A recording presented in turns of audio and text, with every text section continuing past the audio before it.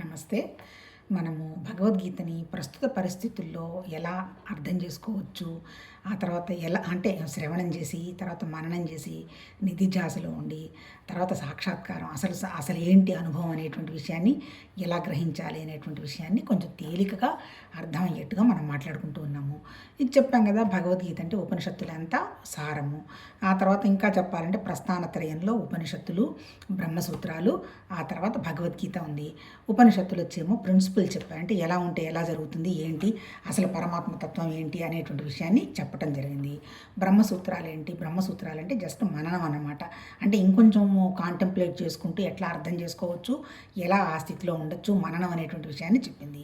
Various Bhagavad Gita వచ్చి అనుభవానికి సంబంధించిన విషయాన్ని చెప్పింది. అంటే ఎట్లా ఈ భగవతత్వాన్ని మనం ఎలా అనుభవంలోకి తెచ్చుకోవచ్చు, మనం ఎలా ప్రాక్టీస్ చేసుకోవచ్చు అనే విషయం మీద ఫోకస్ పెట్టి మనకి తేలికగా అర్థం అవ్వడానికి ఉపనిషత్తుల సారాన్నంతా గ్రహించి మహానుభావుడు వ్యాస మహాముని, అందుకే ఆయన్నే భగవాన్ వ్యాస మహాముని అంటారు.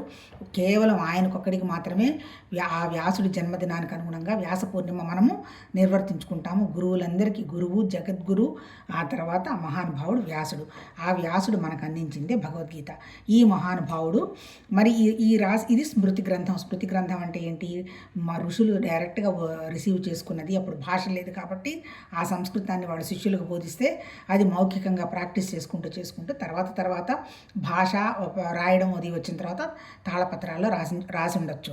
తర్వాత ఈ మహానుభావుడు ఏంటి అవన్నీ అర్థం చేసుకొని తర్వాత ఈయన కూడా ఏంటి మొత్తం అంతా వాళ్ళెవరు మన కౌరవులు పాండవులు వాళ్ళ మనస్తత్వాలు, ఆ తర్వాత దేనికోసం మనుషులు కొట్టుకుంటున్నారు, చివరికి ఏమి సాధించారు అంటే ఏంటి, దానికి అంటే మనిషి యొక్క అందరి రకరకాల పాత్రలు ఉన్నాయిగా. భారతం రాసింది కూడా ఆ మహానుభావుడేగా. భారతంలో ఎవరున్నారు? భీష్ముడు ఉన్నాడు, శంతన మహారాజు ఉన్నాడు, సత్యవతి ఉండింది. ఆ తర్వాత భీష్ముడికి తమ్ముళ్ళు కార్తవీర్యుడు వీర్యార్జునుడు ఉన్నాడు. వాళ్ళు పోయిన తర్వాత వాళ్ళకు పుట్టిన వాడు ధృతరాష్ట్రుడు పాండురాజు ఉన్నాడు. తర్వాత ధృతరాష్ట్రుడికి పుట్టినటువంటి 100 మంది పిల్లలు ఉన్నారు. ఆ తర్వాత పాండురాజుకు పుట్టినటువంటి వీళ్ళెవరు మన ధర్మరాజు, అర్జునుడు, భీముడు, నకుల సహదేవులు ఉన్నారు. ఆ తర్వాత మళ్ళీ వాళ్ళ భార్యలు, ఆ తర్వాత వాళ్ళ మనస్తత్వాలు మొత్తం ఏంటి అంతా ఆయన అనుభవంగా కూడా అవపోసన పట్టి మనిషికి ఎలాంటి కోరికలు ఉన్నాయి, ఎలాంటి కోరికలు ఉన్నవాడు ఎలా ప్రవర్తిస్తాడు, ఎవడు చెబితే ఎవరు వినరు, ఇటువంటి విషయాలన్నీ కూడా ఆ మహానుభావుడు ఈ స్మృతి గ్రంథంలో రాశాడు. ఈ భగవద్గీత నిజం చెప్పాలంటే ఆ రోజుల్లో ఆ మహానుభావుడు సృష్టించింది యుద్ధభూమి.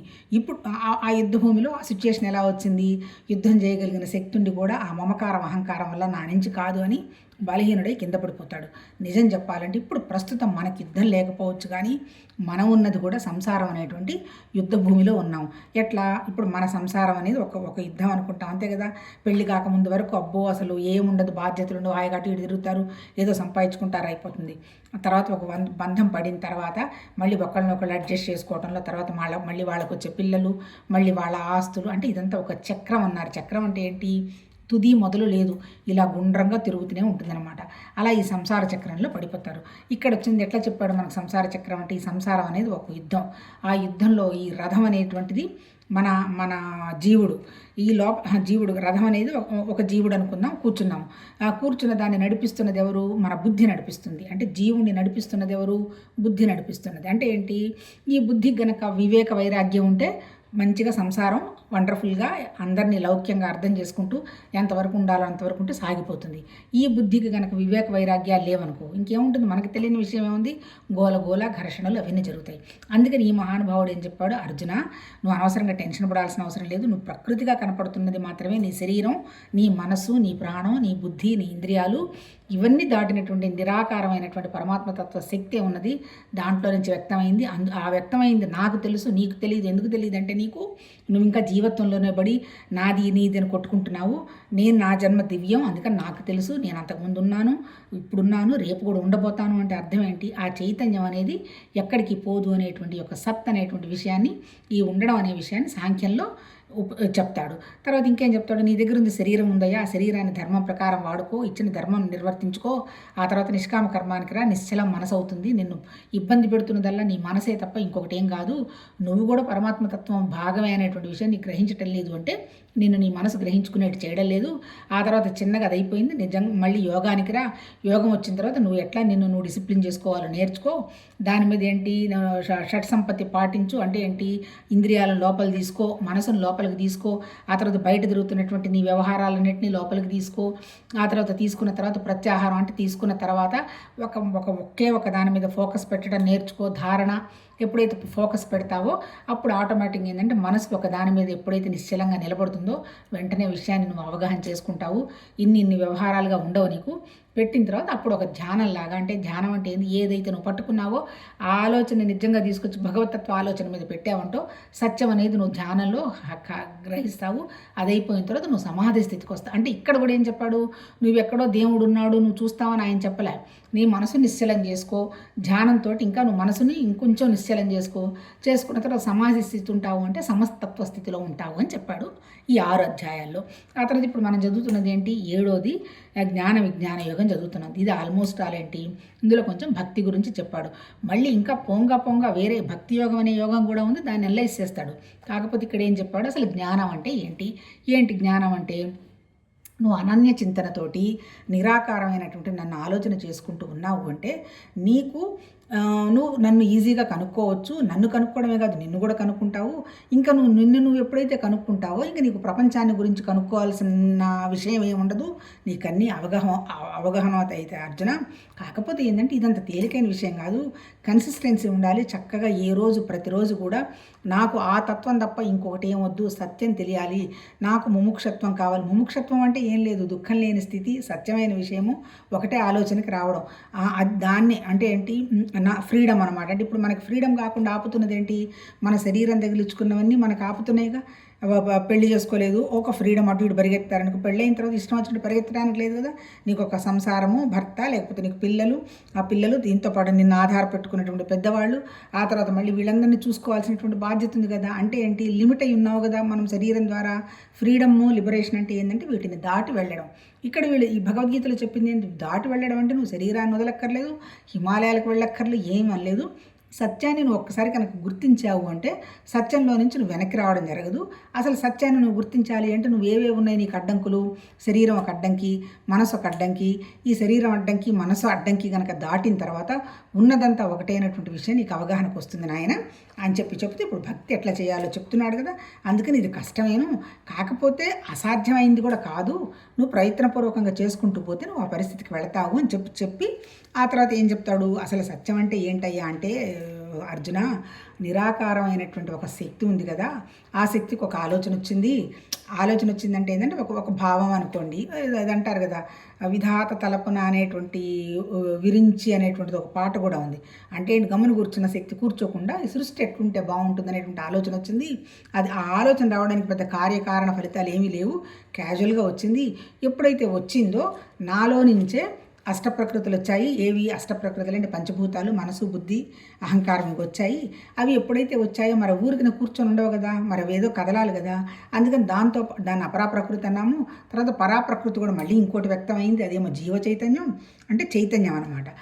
చైతన్యం వచ్చింది అంటే ఏంటి, ఇప్పుడు ఈ అష్టప్రకృతుల గురించి ఈ జీవ చైతన్యం ఎప్పుడైతే వచ్చిందో ఆటోమేటిక్గా వచ్చింది, మనసుకి యాక్షన్ వచ్చింది. మనసు అంటే ఆలోచన వచ్చింది. ఎక్కడ పరమాత్మతత్వంలో సృష్టి ఎట్లా వ్యక్తమైపోయి అన్ని పంచభూతాలు, అండపిండ బ్రహ్మాండ అవన్నీ ఎట్లుండాలని అయితే ఆయన ఊహ చేస్తున్నాడో, ఇక్కడ ఈ చిన్న మనసు జీవత్వం రావడంతో ఈ మనసుకు కూడా ఒక షేప్ తయారు చేసుకొని ఒక ఆలోచన వచ్చేసింది. అది జీవత్వం. అంటే ఏంటి, ఇలా ఈ జీవత్వంలో నుంచి మనసు ఇట్లా వచ్చినాయి. మళ్ళీ చెప్పాలంటే ఏంటి, ఇవన్నీ నాలో నుంచి వచ్చినవేను, సపరేట్గా ఏమీ లేదు, నేనే సూత్రాత్మని అని అంటాడు. ఎట్లా అంటాడు అంటే ఏంటి, తర్వాత ఇంకేమని చెప్పాడు నిన్న, అన్నిట్లో ఉన్నటువంటి పంచభూతాల్లో ఉన్న, ఇప్పుడు భూమిలో ఉన్నటువంటి కనపడకుండా ఉన్న శక్తి నేనే, అట్లాగే నీళ్లలో ఉన్నటువంటి రసాన్ని నేనేను, తర్వాత అగ్నిలో ఉన్నటువంటి పొటెన్షియాలిటీ మండే తత్వము నేనేను, అట్లాగే వాయువులో ఉన్నటువంటి నిలబెట్టేటువంటి శక్తి నేనేను. అంటే ఏంటి, భూమి మీద ఉన్నటువంటి జడంలో కానీ చైతన్యంలో కానీ ఉన్నటువంటి పొటెన్షియాలిటీ అంటే ఏంటి, కనపడకుండా ఉన్నటువంటి శక్తి మొత్తం నా ద్వారా వచ్చింది, అది సపరేట్ కాదు. అంటే ఉన్నదంతా నేనేను. కాకపోతే ఏంటంటే ఇట్లా ఈ మనసు పెట్టుకున్నారు కాబట్టి దాని ద్వారా ఎక్స్పాండ్ అయిందయ్యా, నేను తప్ప ఇంకేమీ లేదు అని చెప్పి నిన్న చదువుకున్నాము. నిన్న 8వది అనమాట. ఆ తర్వాత ఇప్పుడు 9 ఏం చెప్తున్నాడు, పృథ్వీ యందు పవిత్ర గంధ తన్మాత్రను అగ్నియందు తేజస్సును, సమస్త ప్రాణులలో జీవశక్తిని, చైతన్యాన్ని, తాపస్సులో తపస్సును నేనే అంటాడు. అంటే ఏంటి? మొత్తం ఉన్నదంతా నేను తప్ప ఇంకొకటి కాదు అంటాడు. తర్వాత ఇంకేమంటాడు? ఓ పార్థ, సమస్త భూతాలకును నన్ను సనాతనమైన బీజంగా ఎరుంగుము. ప్రజ్ఞావంతులలో ప్రజ్ఞను, తేజవంతుల్లో తేజస్సును నేనే. అంటే ఏంటి? అర్జున, నేను ఇప్పుడు వచ్చినవాడిని కాదు, ఆది నుంచి ఉన్నవాడినే. అంటే ఎక్కడ ప్రజ్ఞ ఉంటే అక్కడ నేనే ఉంటాను అంటాడు. అంటే ఏంటి? ఇప్పుడు మనమేమనుకుంటాము? ఏదన్నా ఒక ప్రజ్ఞ మనకు నేను చేశాను అనుకుంటాం కదా. ఆ ప్రజ్ఞ అంటే కనపడకుండా, వ్యక్తం కాకుండా, అవ్యక్తంగా ఉన్నటువంటి ప్రజ్ఞ తర్వాత కదా వ్యక్తం అయ్యేది. ఆ అవ్యక్తంగా ఉన్నటువంటి ప్రాణశక్తిని, ప్రజ్ఞని నేనేను, అంటే నా వల్లనే వ్యక్తం అవుతుంది అంటాడు. అంటే ఏంటి? సృష్టిలో మనం అది కనుక్కున్నాం, ఇది కనుక్కుంటున్నాం అంటుంటాం కదా. అంటే శరీరం కనుక్కోదు, మనసు కూడా కనుక్కోలేదు. కనుక్కుండేది ఎవరు? ఆ చైతన్య శక్తే కనుక్కుంటుంది. ఎందుకు? చైతన్య శక్తి అంటే ఎవరు? మనకు అంతుబట్టకుండా ఉన్నటువంటి భగవతత్వం. నిన్నేదో ఇంటర్వ్యూ కూడా చేస్తున్నారు. ఎలా రాశారండి మీరు ఆ పాటలంటే? నాకు తెలియదండి, ఎలా జరిగిందో కూడా నేను ఇప్పుడు ఆలోచిస్తే చేయలేమంటారు. ఎందుకు? మీరు కూడా ఆలోచించండి. మనం ఏదైనా ఒకటి చేసిన తర్వాత మళ్ళీ అది అలానే చేయాలని మనం ఎంత ప్రయత్నం చేసినా మన వల్ల కాదు. అంటే అర్థం ఏంటి? ఇప్పుడు మాటలు వస్తున్నాయి అనుకోండి, కేవలం ఎవరైనా వింటారో వినరో, ఇది అసత్యమో సత్యమో ఇవన్నీ మనకి తీసి పడేస్తే ఈ బుక్లో ఉన్నది మనకు అర్థమైంది, మనం మాట్లాడుకుంటూ ఉన్నాం. అంటే ఏంటి? ఇది కూడా ఒక భగవతత్వం యొక్క అనుకోకుండా వస్తున్నది. ఇది మళ్ళీ మనం వినడం కూడా జరగదు. అంటే ఏంటి? ఎక్కడ ఇప్పుడు నాకు ఎలా నేర్చుకోవడం జరిగింది? మరి ఇంతే, ఎక్కడో మన వీడియో ఒకటి ఓపెన్ చేసామనుకోండి, వండర్ఫుల్గా మనకు అప్పటికప్పుడు అది కనెక్ట్ అయిపోతుంది. అంటే ఏంటి? ప్రజ్ఞానం బ్రహ్మ అన్నారు. అందుకే ప్రజ్ఞానం బ్రహ్మ అంటే ఏంటి? ఏ విషయం వ్యక్తం అవుతున్నా భగవతత్వం తప్ప ఇంకొకటి లేదు. మరి మీరు బాగానే చెప్పారండి, మరి కొన్ని నెగటివ్ కూడా వస్తున్నాయి కదా అంటాడు. అది కూడా భగవతత్వమే. అలా చూసి కదా మనం ఇలా ఉండకూడదు అని నేర్చుకుంటాం. లేకపోతే మనకు అనుభవం ఎలా వస్తుంది? ఇప్పుడు 3 చేపల కథ పిల్లలకు చెప్తూ ఉండేది. అందరూ తెలివిగల వాళ్ళైతే ఇంకెట్లా ఉంటుంది? అంటే తెలివని కాదు, అంటే ఇది ఒక ప్రయాణం. ఈ ప్రయాణంలో ఏంటి? మొదట వాడు ఉంటాడు, ఏదో సమస్య రాబోతుందయ్యా ఇక్కడ, వాడు మన పట్టుకుంటారు, నీళ్ళు ఎండిపోబోతున్నాయి, నేను వెళ్ళిపోదామంటాడు మొదటివాడు. మిగిలిన వాళ్ళిద్దరు రారు, వీడు వెళ్ళిపోతాడు మొదటి చేప. రెండో వాడు ఏంటి? కొంచెం తెలివైన వాడు వచ్చి చంపుతాడు, వీడు అనుకునే లేకపోతే చచ్చిపోయినట్టు యాక్షన్ చేస్తాడు, ఆ చేపను వదిలేసిపోతాడు. మూడో వాడున్నాడు, వాడికి పాపం తప్పించుకోవటమో తెలియదు, ముందు చూపుగా వెళ్ళడం లేదు, చచ్చిపోతాడు. అంటే అర్థం ఏంటి?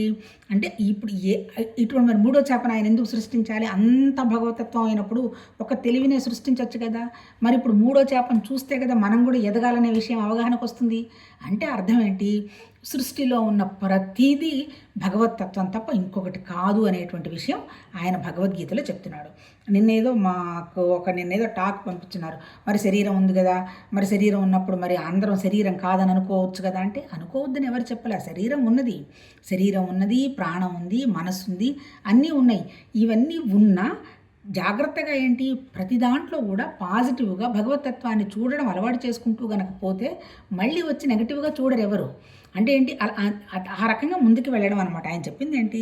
ప్రజ్ఞ. అంటే ఇప్పుడు ఎవరినైనా మనము చూసాము, మంచిగా వండర్ఫుల్గా వాళ్ళు పెర్ఫామ్ చేస్తున్నారు, మనకు అంత శక్తి లేదు, కానీ మనం ఏం చేస్తాము? వాళ్ళ ప్రజ్ఞను మనం అప్రిషియేట్ చేస్తాం. ఎందుకు? అదంతా భగవంతుడి యొక్క సృష్టి. ఇప్పుడు నేనేదో శంకరాచార్య గారి సినిమాలో కూడా ఫస్ట్ వస్తూనే అంటాడు, ఏంటి ఈ పూలేంటి, ఈ సృష్టి ఏంటి, ఈ జంతువులు ఏంటి, అంటే ఏంటి, ఎంత వండరు, ఎవరు తయారు చేశారు? మళ్ళీ ఆయన ఎవడు లేరంటున్నారు. అంటే ఆ శక్తే ఉందంటున్నారు. మళ్ళీ ఈ ప్రకృతిలో వచ్చినవన్నీ మళ్ళీ ఉంటున్నాయా? వర్షాకాలం, చలికాలం, ఎండాకాలం. చలికాలంలో ఉండే మొక్కలు చలికాలం, ఎండాకాలంలో ఉండే ఎండాకాలం, వర్షాకాలంలో ఉండే వర్షాకాలం. ఈ 3 ఋతువులు. ఈ 3 ఋతువులకు అనుగుణంగా మళ్ళీ వర్షాకాలంలో వర్షాలు. అంటే ఎట్లా? అక్కడ మళ్ళీ జంతువులు, చిన్న చిన్న పురుగులు, మళ్ళీ దోమలు, తర్వాత మనుషులు. ఎంత వండర్ఫుల్ అంటే వీటన్నిటికీ మించి భయంకరం భగవంతుడి దయ వల్ల అసలు కనుక్కోలేని వండర్ ఏంటి అంటే మన బుద్ధి ఎప్పుడు ఏ విషయాన్ని, ఇప్పుడు మనమే తమాషగా అనిపిస్తుంది. ఒక సిచ్యువేషన్ చూస్తే అసలు వీళ్ళు ఇంత భయంకరంగా ఎలా ఆలోచించగలుగుతారు అనిపిస్తుంది. అది కూడా ప్రజ్ఞే. అంటే ఏంటి? అంత ఆలోచన ధోరణి అంత తీవ్రంగా ఉందన్నమాట. అంటే సాధారణమైన విషయంలో కూడా ఎంత తీవ్రంగా నెగటివ్ చూడగలరో అంత తీవ్రంగా నెగటివ్ చూడగలరు. చూస్తున్నప్పుడు జరుగుతున్నటువంటి అనుభవాలు కూడా తెలుస్తాయి, అయినా అందులో నుంచి బయటికి రాలేరు. అది కూడా వండరే కదా. అంటే చెప్పింది ఏంటి? ఆ భావాన్ని మనం కనుక డెవలప్ చేసుకోవటం అనేది ముఖ్యమైన విషయం అంటాడనమాట. అంతకంటే ఇంకేం లేదు. ఆ తర్వాత ఇంకేమంటారు?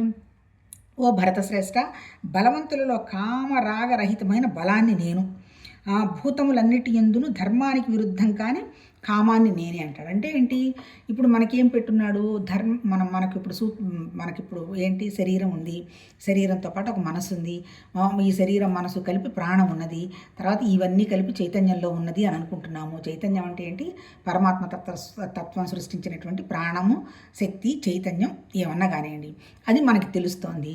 అందుకని ఇప్పుడు వాళ్ళు ఏం చెప్పారు, యాక్చువల్గా చెప్పాలంటే పంచదశలో మహానుభావుడు ఎవరు విద్యారణ్య స్వామివారు రాశారు. ఉన్నది అని కూడా చెప్పరు ఆయన, ఉండడం అంటాడు. ఈ ఉండడం ఎవరికి తెలుసు, ఈ ఉండడం అనేటువంటి విషయం జ్ఞానానికి తెలుసు, అంతే కదా. ఈ తెలిసింది ఎందుకున్నది, ఆనందం కోసం ఉన్నది. అంటే అర్థం ఏంటి, ఈ ఉండడము, ఈ తెలియడము, ఈ ఆనందము మూడు కలిపి ఒకటే అంటారు. ఇప్పుడు మనం ఎంతసేపు మాట్లాడుతున్నాయింది, లోపల ఒకటే, బయట ఒకటే, ఉన్నదంతా ఒకటే. ఉన్నదంతా పరమాత్మతత్వం అంటున్నారని మొన్న ఎవరో ఎగతాళి చేస్తున్నారు. భగవతత్వం అంటావు, ఉన్నదంతా ఒకటేనని చెప్పింది వాళ్ళు అదే చెప్పారు. నాకు సొంతంగా నేనేం చెప్పడంలే, ఉన్నదంతా ఒకటే అని చెప్పారు.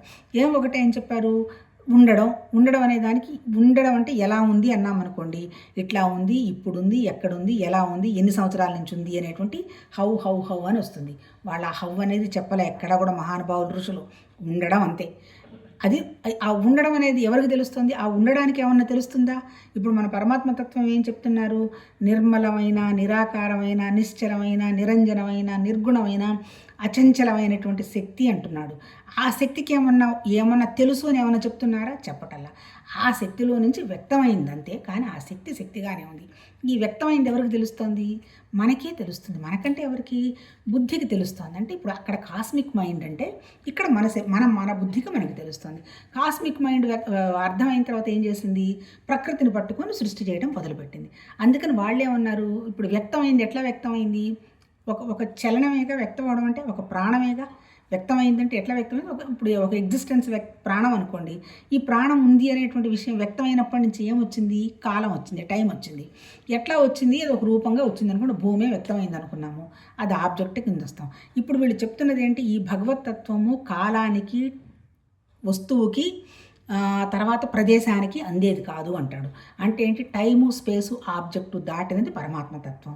ఎప్పుడైతే దాటిందో, ఇప్పుడు 3 గుణాలు ఉన్నాయి కదా, ఈ 3 గుణాలు కూడా దాటిందే పరమాత్మతత్వం అన్నాడు. అంటే ఏంటి, అక్కడ నిజం చెప్పాలంటే అక్కడ ఏంటంటే, ఆ నిరాకారమైన శక్తిలో మనసు లేదు, అది అల్టిమేట్. మనసు లేకపోతే విషయం ఎలా తెలుస్తుంది, మరి ఆ మనసు ఎవరికి ఉంది అంటే ఆయన వ్యక్తం చేసినటువంటి వ్యవహారానికి మనసుంది, అది ప్రాణశక్తి, ఆ తర్వాత మళ్ళీ బుద్ధి, ఇవన్నీ కూడా వ్యక్తమైనవి. అందుకని వాటికి పేర్లు ఏం పెట్టారు చూసారు కదా, నేను మనం మాట్లాడుకున్నాం కదా, హిరణ్య గర్భ, ఆ తర్వాత అంతర్యామి, తర్వాత విరాట్ అని పెట్టుకున్నారు. అవన్నీ కూడా మనం పెట్టుకున్న పేర్లే. ఉన్నదేంటి, అల్టిమేట్గా ఆ ఒకే ఒక శక్తి అన్ని చోట్ల అర్థమైందంటాడు. సరే, ఇప్పుడు అర్థం అయిపోయింది కదా. ఇప్పుడు ఏం చెప్తున్నాడు, మరి శరీరం వచ్చింది, మరి శరీరం వచ్చినప్పుడు మరి శరీరం సర్వైవ్ కావాలి కదా. అందుకని ఏంటి, శరీరం సర్వైవ్ కావాలంటే ఇప్పుడు మళ్ళీ ప్రకృతి, పురుషుడు, ఇప్పుడు ఈ మహామాయ, ప్రాణం, మైండ్ ఇవన్నీ కలిసే ఉన్నాయి కదా. మరి ఎందుకున్నాయి ఈ ఇంద్రియాలు, ఇవన్నీ ఫుల్ఫిల్ కావాలి కదా. అందుకని ఏం చెప్తున్నాడు అంటే, ధర్మంగా తీర్చుకునేటువంటి కోరికలకు కూడా నేనే అంటాడు ఆయన. అది ఇప్పుడు చెప్తున్నది. కామరాగరహితమైన బలాన్ని నేను, అంటే తనకేమీ లేకపోవచ్చు, ఆ పరమాత్మతత్వంలో ఇది ఇలా ఉండాలి, అది ఇలా ఉండాలని లేకపోయినా తన సృష్టిలో ఉన్నాయిగా, ఈ సృష్టిలో ఉన్నాయి కదా. ఏమున్నాయి ఈ సృష్టిలో, అన్ని ప్రాణులు ఆయన దగ్గర నుంచి వచ్చినవే కదా.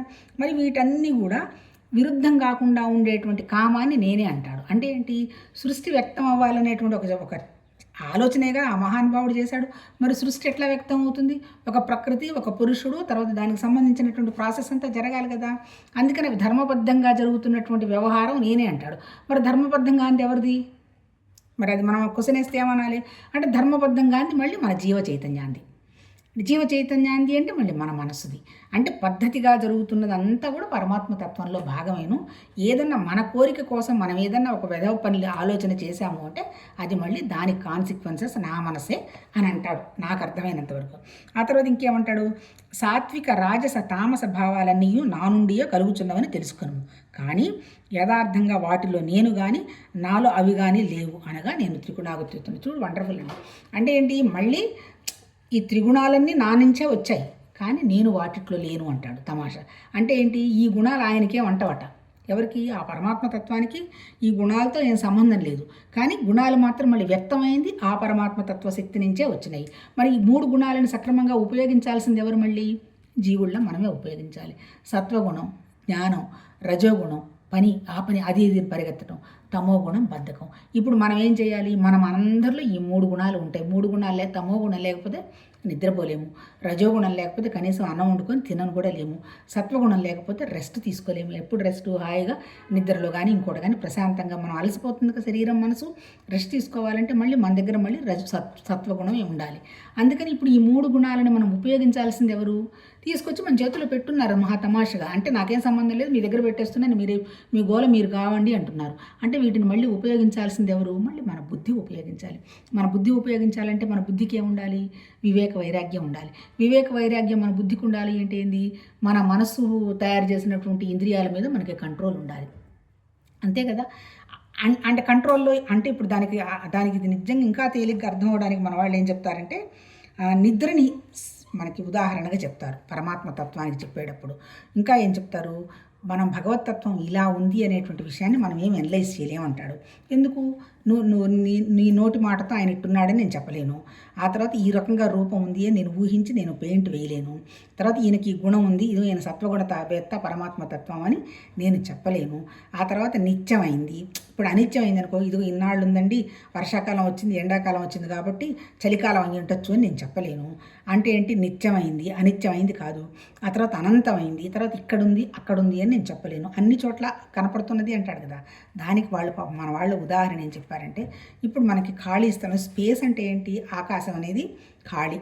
అంటే ఆకాశం ఖాళీ అనుకోండి, నాది ఇక్కడ ఒక చెయ్యి ఉంది, నా లెఫ్ట్ హ్యాండ్ ఇక్కడ ఉంది అనుకోండి, నా రైట్ హ్యాండ్ ఇక్కడ ఉంది అనుకోండి. ఈ మధ్య ఖాళీ ఉంది కదా, ఈ మధ్య ఖాళీని నేను ఏం చెప్తాను? చెప్పలేను కదా. అంటే ఇది ఆబ్జెక్టే, ఇది ఆబ్జెక్టే. ఈ ఆబ్జెక్ట్కి మధ్య ఉన్నటువంటి ఖాళీ ఏంటి? అది స్పేస్. అంటే ఏంటి? పరమాత్మ దానికి ఏమైనా రూపం ఉందా? నీకు ఏమైనా కనపడుతుందా? ఏమన్నా ఉంది? ఏం లేదు కదా. అంటే చెప్పదలుచుకుంది ఏంది వాళ్ళు? నిరాకారమైన నిశ్చలమైన ఒక నిశ్శబ్దం లాంటి యొక్క పరమాత్మ తత్వం అదనమాట. దానివల్ల ఇప్పుడు ఇది ఉంది అనేటువంటి విషయం మనకు తెలుస్తోంది. ఇప్పుడు నిద్ర విషయం ఏం చెప్తాడు? సపోజ్ నేను నిద్రపోవడానికి పడుకున్న వెంటనే ఏమైపోతుంది? కళ్ళు మూసుకుంటాను. అప్పటిదాకా ఆ పని ఈ పని లేదో టీవీ చూడటం ఏదో చేశాము, ఆటోమేటిక్గా నిద్ర కళ్ళు మూస్తూ ఉండటంతో ప్రపంచం కట్ అయిపోతుంది. ప్రపంచం ఉంటే నిద్రపోలేం కాబట్టి ప్రపంచం కట్ అవుతున్న నెక్స్ట్ నా దగ్గర ఉన్నవేంటి? కళ్ళు మూసుకున్నాను కదా, కళ్ళు మూసుకున్నాను, చెవులు మూసుకున్నాను, కాళ్ళు చేతులు ఇలా పెట్టుకున్నాను. సో సెన్స్ ఆర్గన్స్ కట్ అయిపోయినాయి. సెన్స్ ఆర్గన్స్ కట్ అయిపోయిన తర్వాత నా దగ్గర ఇంకా ఏముంది? మనసు ఉంది. ఈ మనసుకి ఏంటి? నిద్ర మత్తులో కూడా రేపొద్దున్నే లేవాలి, ఈ పని చేయాలి కదా, ఆ పని చేయాలి కదా, నిన్న చేసిన పని బాగలేదు కదా, మొన్న వాళ్ళు నన్నాలా అన్నారు కదా, అనవసరంగా వస్తువు కొన్నా, ఇట్లా కొన్ని ఆలోచనలు వస్తూ ఉంటాయి. తెలియకుండానే మైండ్ ఆగిపోతుంది, నిద్రపోతాము. ఈ మైండ్ ఆగిపోయినప్పుడు ఎవరున్నారు మనతోటి? అప్పుడు ఉన్నది మనతో జీవ చైతన్యమే ఉంది. మరి ఈ జీవ చైతన్యానికి ఏమైనా రూపం కానీ నామం కానీ ఏమైనా విషయం ఉందా? అంటే విషయం తెలుస్తూ ఉన్నది ఎవరికి? మన మనసుకే తెలుస్తున్నది. మనసు లేదు, మనకి ఏమీ తెలియదు. అప్పుడు మనం ఉన్నది ఎవరితో ఉన్నాము? ఆ జీవ చైతన్యమైనటువంటి నిరాకారమైనటువంటి నిశ్చలమైనటువంటి పరమాత్మతత్వంతోనే ఉన్నాం. కాకపోతే ఇక్కడ జరిగిన విషయం ఏంటి? ఆ నిద్రలో మనం మర్చిపోయినాం. అప్పుడు మనం లేము. తెల్లవారు నిద్ర లేచిన తర్వాత నిద్ర పట్టిందా అని అడిగారనుకో, బాగా పట్టింది, హ్యాపీగా నిద్రపోయినా ఉంటాం. మరి నిద్రలో మనం లేం కదా. కళలు వచ్చాయి, కళలో కూడా ఎవరో ఒకటే పాత్ర బోలెడు రోల్స్ వేసింది. కళ కూడా తెల్లవారిన తర్వాత కళ ఎక్కడుంది? అవన్నీ లేవు. కానీ అక్కడ మనకు ఆ స్థితి మనకి తెలుస్తుంది అనమాట. కాకపోతే అది నిద్ర ఎంత చెప్పినా. ఇప్పుడు ఏం చెప్తాడు? అలాంటి నిద్రారకమైనటువంటి స్థితిని నువ్వు రెగ్యులర్ ప్రాక్టీస్లోకి పెట్టుకోవటం అనేది అనుభవం అంటాడు. ఇప్పుడు చాలామంది ఏమంటారు? మనం ఇంత చేస్తున్నాం కదా, అనుభవం లేని మాట లేని అంటారు. అనుభవాలంటే వేరే ఏమీ రాదు. నిద్ర ఎలా ఉంటుందో ఆ పరమాత్మ తత్వస్థితి అంత నిశ్చలంగా. ఇప్పుడు ఈ స్పేస్లో ఖాళీకి ఏం పేరు పెడతాం మనం? అది జస్ట్ ఖాళీ, నిశ్శబ్దంగా ఉంది, నిశ్చలంగా ఉంది, నిరాకారంగా ఉంది, నిరంజనంగా ఉంది. అదే రకమైనటువంటి పరమాత్మ తత్వం అష్టప్రకృతుల ద్వారా జీవ చైతన్యం ద్వారా వ్యక్తమైంది. అది కూడా మన దగ్గరే ఉంది. మనం కూడా అంతే కదా, అష్టప్రకృతులతో తయారైనటువంటి శరీరం, ఆ చైతన్యం వల్లనే మనం ఉన్నాము.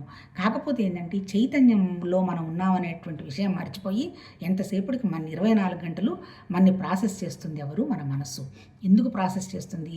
ఈ చైతన్యంలో మనం పెట్టుకున్నటువంటి ఎప్పటి నుంచో, ఇప్పుడు పరమాత్మతత్వం అనంతం అన్నాడు కదా, అనంతం అంటే ఎన్ని వేల కోట్లని ఆడి వచ్చిందో తెలియదు. అటువంటి అనంతమైనటువంటి పరమాత్మతత్వంలో వ్యక్తమైందే కదా అష్టప్రకృతులు. అంటే ఇప్పుడు మనం కూడా ఎన్ని వేల సంవత్సరాల నాడు ఉన్నామో లేదో కూడా మనకు తెలియదు కదా. అంటే మనం ఉన్నామా లేదంటే మన శరీరం ఉండకపోవచ్చు. ఇప్పుడు కూడా శరీరం పోతే మళ్ళీ ఇదే శరీరం వస్తుంది అనే గ్యారంటీ లేదు కదా. అంటే ఏంది, కరెంట్ పోయింది, కరెంట్ ఉంది, బల్బు పెట్టాము, బల్బు మాడిపోయింది, ఆ బల్బు తీసేస్తాం. మళ్ళీ అదే బల్బు పెట్టి వెలిగించాం కదా. మళ్ళీ ఏ బల్బు వెలుగుతుందో వెలగదో దాని గురించి ఎవ్వరూ కారణం కానీ అవన్నీ ఏమీ చెప్పలేదు. కాకపోతే ఏంటంటారంటే నీ సృష్టికి కారణం నీ అవిద్య. నీ అవిద్య పోగొట్టుకోవాలి అంటే ఉన్నదంతా ఒకటే అనేటువంటి విషయం చూడటం నేర్చుకో. చూడడం నేర్చుకోవడం ఎందుకు నేర్చుకోవాలి, అది అలానే వచ్చింది కాబట్టి అని వీళ్ళకి అర్థమైంది, అదే కదా. అందుకని ఏంటి, నిరాకారమైనటువంటి స్థితిలో వచ్చినటువంటిది నీ శరీరాన్ని, మనసుని, ప్రాణాన్ని తీసుకుంది. అందుకని ఈ ప్రాణ చైతన్యం ఎన్నాళ్ళు ఉంటుందో అలా ఉంటుంది. నీ ప్రాణ చైతన్యాన్ని నీ చిన్న మనసు ఆలోచనలతోటి పోగొట్టుకోవాకు. ఆ శక్తిని ఉంచుకుంటూ ప్రతి చోట ఏది ఇన్ అండ్ అవుట్ అంటాడు. ఇన్ అండ్ అవుట్ అంటే ఏంటి, లోపల భగవతత్వమే, బయట భగవతత్వమే. ఏ వస్తువును చూసినా ఎగ్జిస్టెన్స్ పరమాత్మతత్వం ఉండడమే ఎగ్జిస్టెన్స్. తెలుస్తున్నది ఎవరికి, నాకు తెలుస్తుంది, నా చైతన్యానికి తెలుస్తుంది. మరి నేను ఎందుకు చూడలేకపోతున్నాను, ఇది పరమాత్మతత్వం అనేటువంటి విషయాన్ని మర్చిపోయి అనవసరమైనటువంటి జ్ఞాపకాలన్నీ వేసుకొని ఒక మనిషిని చూడాలంటే ఆ మనిషి ఎప్పుడో నాకు చేసినటువంటి ఇబ్బందులు, ఆ వ్యవహారంగానే ఆ మనిషిని చూస్తాను. తర్వాత వస్తువు కొనుక్కోవాలని అది ఉంటుందా ఊడుతుందా అనేటువంటి విషయంగానే చూస్తాను తప్ప ఇవంతా కూడా పరమాత్మతత్వంలోనే భాగమేను. ఉన్ననాళ్ళు ఉంచుకుంటాము, లేనప్పుడు లేదు అనేటువంటి వెనక విషయాలన్నీ వదిలిపెట్టి ఎదురుగా ఆ భావంతో చూడటం అలవాటు చేసుకోండి అంటాడు. అంతే, అదే అనుభవం, అంతకంటే ఇంకేం లేదు. ఎప్పుడైతే అలా చూడడం నేర్చుకుంటావో ఏమవుతుంది, మనసు నిశ్చలంగా ఉంటుంది. మనసులో అనవసరం ఆలోచనలు ఎందుకు. ఇప్పుడు మనం చూసి వచ్చాం కదా, నిష్కామ కర్మలోకం నుంచి వచ్చాము, యోగం చేసుకొని వచ్చాము. ఇప్పుడు భక్తి ఒక సింగిల్ పాయింట్ మీద నిలబెట్టడానికి వస్తాం. ఇప్పుడు అదే సింగిల్ పాయింట్ని ఏంటి, ఆ ఎగ్జిస్ట్ అనేటువంటి పరమాత్మతత్వం యొక్క ఆలోచనని 24 గంటలు నువ్వు లోపల ఆలోచించిన అదే, బయట ఆలోచించి బయట చూస్తున్నా అదే అనేటువంటి విషయానికి రావాలి అన్నట్టు చెప్తాడు. ఎందుకంటే అది తప్ప ఇంకొకటి లేదని చెప్తున్నాడు కదా ఆయన. ఆ తర్వాత అంటే ఏంటి, ఏది కనపడుతున్నా అన్నీ నాది తప్ప ఇంకొకటి కాదు అంటాడు. తర్వాత ఇంకోటి ఏం చెప్తున్నాడు అంటే అన్నీ తనలోనే ఉన్నాయి కానీ తను ఎందులో లేడు. ఇప్పుడు మనం కూడా ఆ స్థితికి రావాలి అంటాడు. ఏంటి, అన్నీ నాలో ఉన్నాయి, నాలో లేనిది ఏమీ లేదు. కాకపోతే నేను ఎందులో లేను. నేను ఎందులో కనుక లేకపోతే ఏమవుతుంది, నాకు అది ఇది అనేటువంటి వ్యవహారాలన్నీ పోతాయి కదా. అంటే ఏంటి, నా మనసు చేస్తున్నటువంటి విషయం నాకు అర్థమైపోతుంది కదా. ఈ ఉండడానికి ఇమేజెస్ అన్నిటికీ కారణం ఎవరు, మనసే. మనసు తప్ప ఇంకోటి కదా. ఇప్పుడు ఇక్కడ అద్దం ఉంది కంటెదురుగా, అద్దం ముందు నేను నిలబడ్డాను. ఆ అద్దంలో ఏం కనపడింది, నా ఇమేజ్ కనపడింది. ఒక అద్దంలో సన్నగా పొడవుగా కనిపిస్తే ఒక అద్దంలో లావుగా కనపడుతుంది. ఎంతసేపు ఉంది ఆ ఇమేజ్, నేను పక్కకి జారిపోయడంతో మళ్ళీ అద్దం క్లియర్ అయిపోయింది. అద్దంలో ఏం లేదు అంటే అద్దం ఏమీ రిటైన్ చేయటం లేదు. కాకపోతే మనం ఏం చేస్తున్నాము, ఈ ఇమేజెస్ అన్నీ మనసులో ఉంచుకొని మనం ఏది చూడదలుచుకున్నామో ఆ రకంగానే బయట ప్రపంచాన్ని చూస్తున్నాం. ఇక్కడ ఏం చెప్పాడు, నువ్వు ఇక్కడ ఏమి చెయ్యక్కర్లేదమ్మా, సాధన లేదు, ఏం లేదు, నీ దృష్టి మార్చుకో, అవన్నీ ఇమేజెస్ అని గుర్తించు. అంతే కదా. మనం పంచదశలో మాట్లాడుకున్నాం కదా, ఉన్న ఒక్క పరమాత్మతత్వం తప్ప మిగిలిన 99 విశేషాలే. విశేషాలకు ఎందుకు నువ్వు టెన్షన్ పడాలి, చెయ్యి, జరుగుతున్నవేదో జరిగిపోతుంది. కానీ ఆ విశేషాల నుంచి నువ్వేం ఆశించాల్సిన అవసరం లేదు. వాటి మీద నువ్వేం కంప్లైంట్ ఇవ్వాల్సిన అవసరం లేదు. ఉండేది కొన్నాళ్ళే, మరి నువ్వు కొన్నాళ్ళే, మరి అలాంటప్పుడు నీకు టెన్షన్ ఎందుకు. అందుకని అవన్నీ కూడా నీ మనసులో వస్తున్నటువంటి ఇమేజెస్గా చూస్తూ నువ్వు చేయాల్సిన పని అంతా వ్యక్తం చేసుకుంటూ నేను ఇమేజ్ కాదు, నాతోనే ఆ సెల్ఫ్ ఉన్నది, నేనే ఆ భగవతత్వం అనేటువంటి విషయాన్ని ఉండు. అంటే ఆ నీ సెల్ఫ్ తప్ప నువ్వు గనక నెగేట్ చేయదలుచుకుంటే అన్నీ నెగేట్ అయిపోతాయి. అంటే ఏంటి, ప్రపంచం లేదు, మనిషి లేదు, ప్రాణం లేదు, ఇంకోటి లేదు, కాకపోతే నేనున్నా. అంతే కదా. ఇప్పుడు నేను కళ్ళు మూసుకున్నా నేను లోపల ఉన్నాననేటువంటి తెలుస్తుంది. అంటే అల్టిమేట్ ఏం చెప్తారు వీళ్ళు, సత్యం ఏవి కాదమ్మా, సత్యం నువ్వే, నేనే సత్యం. నేనే సత్యమైనప్పుడు నేను ఎందుకు ఘర్షణ పడాలి. మరి ఇదంతా ప్రకృతే, శరీరం ప్రకృతే, నువ్వు తయారు చేసుకున్నది ప్రకృతే, వస్తువులు ప్రకృతే, అన్నీ అష్టప్రకృతుల్లో భాగాలే. అష్టప్రకృతుల్లో భాగం కాకుండా ఉన్నది ఏంటి, చైతన్యం. నువ్వెవరు, జీవ చైతన్యం. ఇప్పుడు వస్తుంది జీవ చైతన్యం అనుకుంటున్నావు. నిజం చెప్పాలంటే ఏంది, నీ మనసు కనుక మైనస్ చేసామంటే నువ్వే చైతన్యం, నువ్వే భగవతత్వ భావన. అంటే ఏంటి, ఆ భావనలో ఉంటూ కనుక ఉంటే ఏంటి, ఇప్పుడు నిజంగా ఎక్కడ దేవుడు కనపడతాడు ఉంటాడని వాళ్ళు చెప్పాలంటే దీన్ని బట్టి ఏంటి, ఆ దైవత్వ శక్తే ఉంది కాబట్టి దేవుడు అనేది ఏమీ లేదు. ఆ దైవత్వ శక్తిలో భాగమే మనం కూడా, అందులో భాగమే ఉన్నాం. ఎప్పుడైతే ఆ ఆలోచనలో ఉంటామో, ఎలా ఉంటాం మనము, దేనికి కూడా ఘర్షణ పడకుండా హాయిగా నిశ్శబ్దంగా పద్ధతిగా ఉండడానికి మనం ప్రాక్టీస్ చేస్తాం. ఆ రకంగానే ప్రాక్టీస్ చేయమంటాడు. నువ్వు ధ్యానం చెయ్యి, ఇంకోటి ధ్యానం చెయ్యి, పూజ చెయ్యి, లేకపోతే యోగం చెయ్యి, ఏం చేసినా ఉన్నదంతా ఆ శక్తిలో జరిగినటువంటి ఎక్స్పాన్షన్ అనేటువంటి విషయం కనుక గుర్తుకు పెట్టుకొని చేసుకుంటూ పోతూ ఉన్నావు అంటే నువ్వు తయారు చేసుకున్నటువంటి నీ జ్ఞాపకాలన్నీ ఒకటి ఒకటి ఒకటి వెళ్ళిపోయి చివరికి ఏంటి మనసు కూడా వెళ్ళిపోయి మనసు తర్వాత ఉన్నదంతా కూడా కాన్షియస్నెస్, చైతన్యము, అంతా చైతన్యం అనేటువంటి విషయం అవగాహనకు వస్తుంది. అప్పుడు శరీరం ఉన్నా శరీరం లేకపోయినా ఉంటాయి. ఒకవేళ శరీరం ఉంది, ఓకే పని జరగడానికి ఉంది లేని పని వ్యక్తమవుతూ ఉంది. ఒకవేళ శరీరం లేదు, ఓకే అనేటువంటి స్థితి ఈ రకమైనటువంటి విషయం వల్ల వస్తుంది. తర్వాత ఏంటి, కాకపోతే ఇదేదో వినో లేదా బుక్లో చదివే కాదు, దీన్ని మనము ప్రాక్టికల్గా ఎంతవరకు ఉంది అని మన ఆలోచన మనం ఎప్పుడు ఈ ఆలోచన మనము రిఫ్రెష్ చేసుకుంటూ ఉండాలి. ఏదన్నా ఇప్పుడు అందరూ అన్నప్పుడు మంచిగానే ఉంటారు, అందరూ గొప్ప గొప్పగానే ఉంటారు.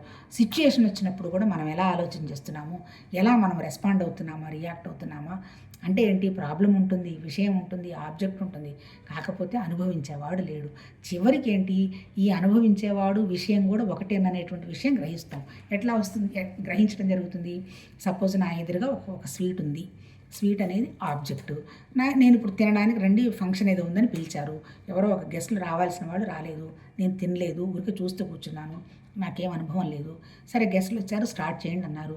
ఈ ఆబ్జెక్ట్ని తీసుకొచ్చి నా నోట్లో పెట్టేసుకున్న తర్వాత అక్కడ ఏమైంది, నాకు అనుభవం వచ్చింది. ఇప్పుడు అనుభవం వచ్చిందంటే ఏంటి, అప్పుడు ఏమైంది అనుభవం, ఈ ఆబ్జెక్టు, నేను నోట్లో పెట్టుకున్న స్వీటు, నేను మూడు ఒకటే అయిపోయాం. అంటే ఏంటి అర్థం, సత్ చిత్ ఆనందం. సత్ ఉండడం, స్వీట్ కనపడుతోంది. చిత్ నాకు తెలుస్తోంది స్వీట్ పెట్టారు వీళ్ళు, స్వీట్ తీయగా ఉంటుంది అని, అది తింటే ఆనందం వస్తుంది. నా ఎదురుగా ఉంది, ఏం ఉపయోగం, నేను నోట్లో పెట్టుకున్నాను, నాకు ఆనందం వచ్చింది, అంతే కదా. అప్పుడు ఆనందం వచ్చినప్పుడు ఏమైంది, ఈ సత్ చిత్తు ఆనందం మూడు కాస్త ఒకటే అయిపోయింది. అంటే అర్థమైంది, ఉన్నదంతా ఒకటే ఒకటే ఒకటే అంటే అర్థమైంది, ఉన్నది నేను అనేటువంటి ఆనందమే, ఇంకోటి కాదు. ఆ ఆనందం కోసమే ఈ శరీరము తీసుకున్నది. కాకపోతే ఇప్పుడు మనం ఏం చేస్తున్నాము, ఈ ఆనందం అంతా బయట వస్తువుల్లో ఉందేమో, బయట మనుషుల్లో ఉందేమో అని ఎత్తుకుంటున్నాము. అదంతా సంతోషం అంటారు. కాకపోతే ఇవేవి లేనటువంటి ఆనందం నా దగ్గరే ఉన్నది, ఒక వస్తువుతో వచ్చేది కాదు. ఈ వస్తువు ఉన్నా ఈ మనిషి లేకపోయినా నేను ఆనందంగానే ఉంటాను అనేది అది బ్లిస్ అంటారు. ఆ బ్లిస్ అంటేనే అది చైతన్యం. అంటే ఎప్పుడు వస్తుంది ఆ బ్లిస్, చైతన్య స్థితిలో ఉంటే వస్తుంది. అంటే మనసులో ఉన్నటువంటి మరకలు, మా కోరికలు అవన్నీ పోయిన తర్వాత హాయిగా ఆ బ్లిస్ కండిషన్ ఉండటం వస్తుంది. అది ఎవరి ప్రాక్టీస్ వాళ్ళదే, అంతే. ఎందుకంటే ఎవరికి ఏ జ్ఞాపకాలు ఉన్నాయో, అవి ఎప్పుడెప్పుడు పైకి లేస్తున్నాయో ఏంటో ఎవరికి తెలియదు. అందుకని ఏం చెప్తాడంటే, ఈ సాధన అనేది ఏదో ఒక అరగంట పుస్తకం చదవడమో, అరగంట ధ్యానం చేయడమో కాదు.